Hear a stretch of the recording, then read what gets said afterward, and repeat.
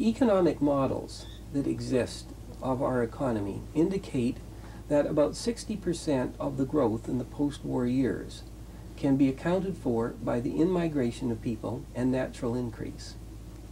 And about 40% has been related to our expansion of our resource base and in part exports to other parts of the country. Now, if that 40% stabilizes or even declines, you're not going to have that to support even the population that you have now. If we become a depressed, perceived of as a depressed area, such as the Atlantic provinces were in the 1960s, you're not going to be a destination for people. And in fact, in 1976 and again in 1983, using children's allowance transfers as the measure, we've had absolute decline in our population.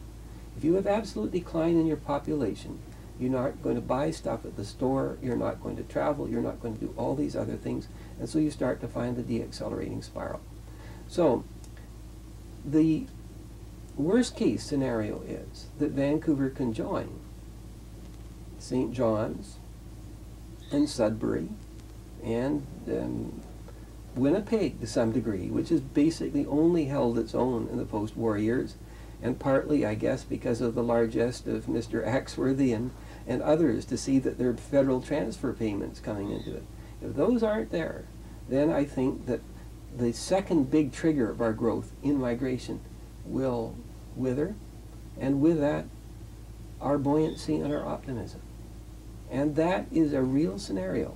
It's not one that is exaggerated. If we are not careful, it could happen.